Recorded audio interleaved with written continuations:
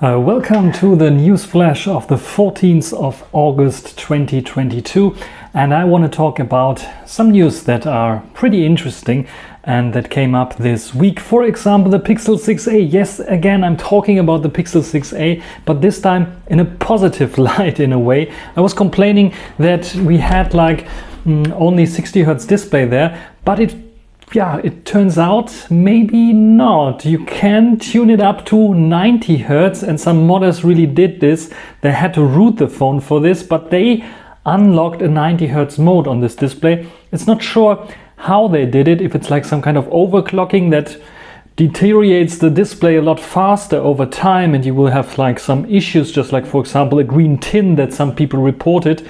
Just like, you know, the green tint issue that we had on Sony phones when you activated 120 Hz in the past. So some displays are doing this, other displays are not doing this.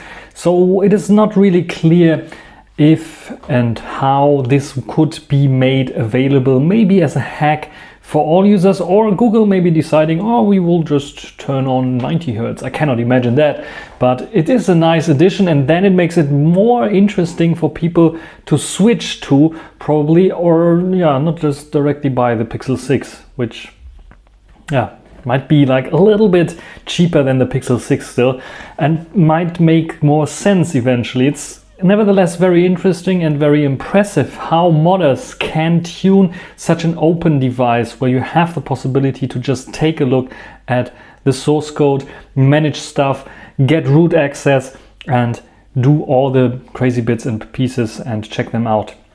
Very interesting indeed, and it's showing every manufacturer should have such an option so that people can tune, tweak around with their devices, and maybe even get a little bit more out of the device than the manufacturer is giving them by default. So very, very interesting. Talking about a little bit of innovation, actually it's the opposite of innovation. It's more like an evolutionary triple step by Samsung. They released a new Galaxy Fold and a new Galaxy Flip. So they have now the 4. So it's the Galaxy Fold 4 and Galaxy Flip 4. Not much has changed there. The prices, this is the good thing, did not change too much. They did not rise or raise too much, which is a very, very good thing, I would say, especially in those times where we have like the inflation that should make everything more expensive. On the other hand, you could imagine if the inflation wasn't there, the prices would be much more down. Anyway, what we have here is an normal evolutionary update. We get the new Snapdragon 8 Plus Gen 1. So Samsung is using TSMC manufactured chips instead of their own manufactured chips, just because they are a bit newer, of course. And they also updated here a little bit the camera sensors here and there. They have now stronger Corning Gorilla Glass on the outside of the Fold, which makes it more resistant to falls and so on. Of course, the inside is still also the flexible display. What they did there is not much of an improvement. I think they raised a little bit the nits that you can get. They added some software features for the Flip device. It has an outer display. So on the outer display, you can do a little bit more now. You can quick toggle on and off Wi-Fi, Bluetooth and such things, which is pretty handy and useful, I would say. So very interesting there indeed. Otherwise, it's the typical Samsung update. Samsung is acting like they don't really have, this was my Asus Zenfone. I'm not sure what this is complaining about. It's complaining about YouTube music eating too much power. Interesting. Anyway, so Samsung is acting more like they don't really have a competitor in the global market space. This is why they don't have to innovate, why they don't have to do much to their old phone. This is like really only like half a step forward, I would say, not even a full step forward from the last generation. So we still have this under display camera. It's still 4 megapixels. The only thing they did is change the matrix of the display slightly, so it's not too obvious like it was super obvious, super crazy obvious on the previous release. But on this release it's less obvious, still nowhere close to what Asus is doing, ZTE is doing with their Axon lineup, for example, and the hidden display. Nowhere near this, so you can still clearly see stuff, and they didn't improve the camera at all. for what I saw there. Yeah, this is what Samsung was presenting. They had also some the Galaxy Buds 2 Pro, and I think the Galaxy Watch 5 as well, and Watch 5 Pro.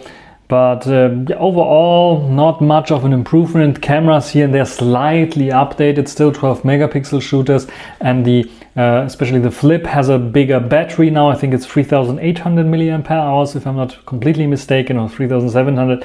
It should hold up a little bit longer, especially also with the Snapdragon 8 Plus Gen 1 that holds up the battery, or that doesn't use so much battery power as the older generation does.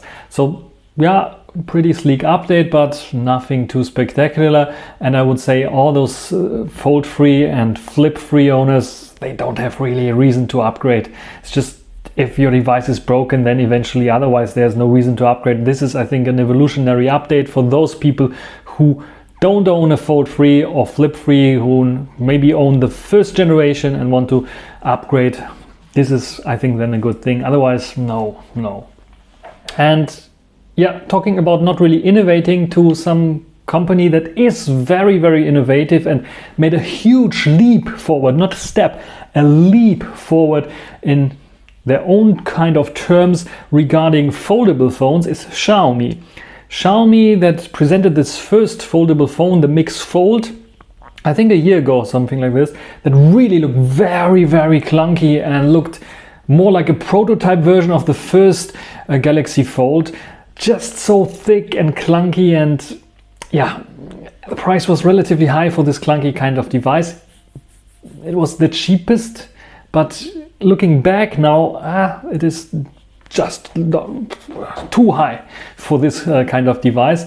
Now they presented a very sleek, very modern looking, one of the most innovative folding phones on the market, on the same innovation level, I would say, as Oppo with their first foldable, the Oppo Find N.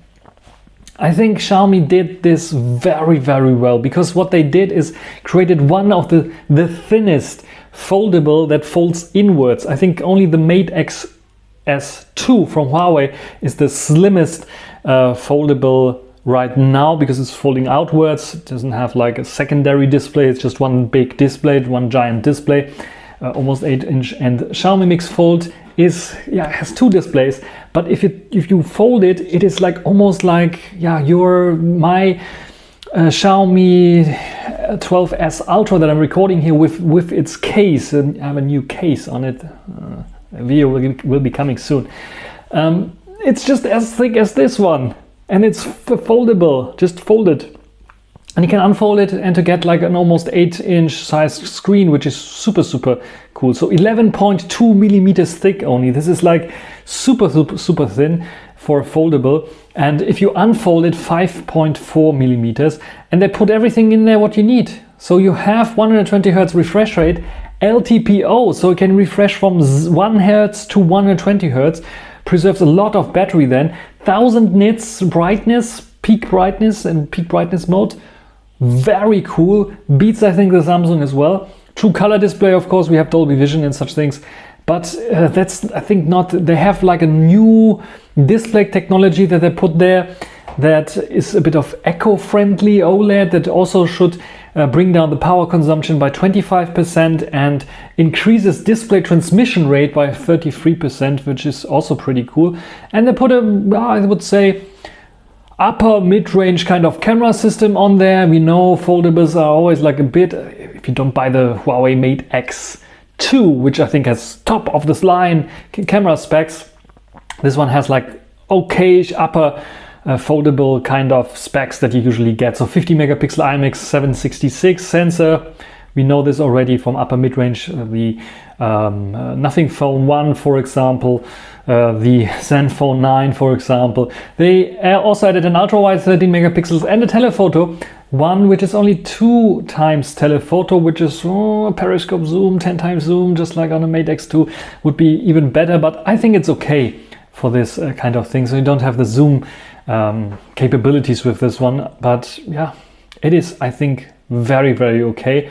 And I'm happy. Snapdragon 8 Plus Gen 1 is the first foldable with the Snapdragon 8 Plus Gen 1, I think. Is it the first? I think it depends on, I think it's already out, and the Samsung release was a little bit earlier, but they didn't have this out yet. So this is technically the first Snapdragon 8 Plus Gen 1 foldable, 4,500 milliampere hours battery. 5,000 would be better, but it's okay with the new processor. Probably it can hold longer. 67 watts charging. It's the same charging that we have on the 12S Ultra, so it's okay for sure. It has Leica camera stuff, the same on the 12S lineup, and two photographic styles, so Leica Vibrant and Leica Authentic. I think I'm recording here with Leica Authentic because this is what I had by default on. 6.56 inch is the outer display. It's a normal screen size for a smartphone, and it has a 21:9 aspect ratio. This is, I think, very interesting for some people because it's not as tall as the 25:9 that Samsung uses. I think they went down to 24:9 or something like this, but still it's like, yeah. And this is a Sony. Everyone was complaining Sony 21:9, and now we have the foldables, the Xiaomi that has also 21:9 aspect ratio.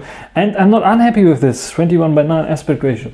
Talking about it here, 21:9 aspect ratio Sony. So this is what you will get in terms of, and this is also 6.5 inch, so it's roughly a little bit bigger than this one here. So just like the Xperia 1 Mark IV in this case. 8-inch inside 8.02 inside display, which is also pretty interesting. 2K resolution, also very interesting, and yeah, it's a very cool device, and the price is also not very high. I think 1,300 euro, roughly 1,400 euro eventually, if you translate it from the Chinese RMB yuan to euros. But sadly, of course, if I'm doing this already, you know where this is going. It's sadly not announced for the global market right now, so you have to import it from China if you want to have it. They have various different colors, and I think the design looks very, very cool. It's one of the coolest looking foldables right now, I would say. Very slim, very cool device, and yeah, it is a huge leap forward for Samsung. I said, no, for Xiaomi, coming from the previous version that was so clunky, so big, so large. It's a huge jump forward, huge leap forward, and I think they're even innovating in the foldable market, where others are a lot thicker still and don't offer such good value for the money. Snapdragon 8 Plus Gen 1, 120 Hz LTPO technology, flexible OLED on this device. It's just mind-blowing, and this is the innovation that we want to see from Samsung, because it's a big company that should have the power to do this. Sadly, we are seeing it only from Xiaomi, and they're sadly not releasing globally, where they could attack Samsung with this phone, definitely, because it is better than the Fold 4, in my opinion. Dual speakers, tuned by Harman Kardon. We know all this shenanigans already. So, not to make this video too long, let's talk about some videos that are coming up in this week and some stuff that I did already. So, be prepared. The Zenfone 9. I have some videos here as well. I have a focus fix video. I'm not sure if I announced it last week already, that I will show you. There was something wrong with the video file. I had to re-render it and then re-upload it. It will come out pretty soon. So Zenfone 9 stuff will be coming out. Tested already the Pixel 6 against the Zenfone 9. If not, just I think yesterday was released. So take a look at this one if you did not see it yet. Otherwise, there will be a comparison Gcam versus the default cam. I did already some camera pictures, and I'm not sure if I will make it this week, probably not, but I have it on my to-do. This will come definitely. What I did already and what will come out pretty soon is a overheating fix for the 1 Mark IV, another overheating test and fix big question mark. Because I managed to record over 23 minutes with this bad boy in the sun, 30 degrees outside, maybe over 30 degrees outside. Granted, not in the sun all the time, more in the shadow, but amazing. And what I did, how I did this, I will tell you in another video, in this 23 minutes long video. So be prepared, there will be a very long video coming, landing on my channel, where I test this bad boy. And it does not overheat. The first time where I have overheating testing video that I'm announcing, because I had others that I put there that were over 30 minutes but were not really capturing anything. First video that I'm announcing, where I'm talking into the camera for more than 23 minutes, and I got bored because it was not overheating, and I just stopped the recording. Be prepared for this video, will be coming. Then I have to like take a look at what kind of videos I have in the pipeline already that I can tell you about. Zenfone focus fix video. Then of course, what I'm recording here with the Xiaomi 12S Ultra unboxing and first look, of course, will be coming. There's also the new case that arrived a few days ago that I put on already, which is also pretty handy and cool, and I will talk to you about. And there's more coming. Let's check out stuff that I cannot talk about yet. Focus fix, yeah, is coming. And yeah, that's basically it. So be prepared, there will be more videos coming. Xiaomi 12S Ultra against the Xperia Pro I. I also did a video about this. Those two, I think I have to cut it still and upload it, but I did a video about those two. And yeah, the Zenfone I'm still rocking and checking out. The Xperia I'm still rocking and checking out. And another phone I cannot talk about, I'm still checking out. And yeah, already did some videos about them as well. Looking. That's basically it, what will come out in terms of videos. I am still working on Linux. My Linux friends, I don't forget about you. It's lots and lots of phone stuff, but I don't forget about you Linux fans here on my channel, because I know there are a few that are interested also in phones, but are also interested in Linux. And I am still working on the MateBook E Linux video, how to make it run there. And I'm also working on my own Linux distribution still. Version 7.5 is long overdue, will come out pretty soon. I can guarantee you this as well, because I'm working on the finalizing some scripts there for the persistent creator, because I want to finish it up and it's almost complete. And then hopefully this month still we will have a new Neptune 7.5 release out. Maybe even next week, depends on how I get this done. Otherwise, that's basically it for this news flash of the 14th of August 2022. If you have some questions or things that I should check out on the Xperia 1 Mark IV, on the Zenfone 9, or the Xiaomi 12S Ultra, or the Honor Magic 4 Ultimate that I'm also really rocking and liking so far, just write them. By the way, a new update arrived here on this thing, makes it lot faster, smoother, better camera performance. Maybe I should like do also a nice little video about this. Voice control, not so interesting, it's a Chinese one, but camera, optimize the shooting experience for some scenarios. Performance, optimize the performance experience for some scenarios, as well as July security updates. Here you can see the update that arrived here a few actually yesterday I think it arrived, so very interesting as well. So if you have some questions to all those smartphones and other things that I should check out, also Linux stuff, ask me Linux stuff as well. Own distribution, what distribution I'm running, what applications I'm running, which distro desktop I'm running, and other things. You can write them down in the comment section. That is everything for this short little video, hopefully not too long for you.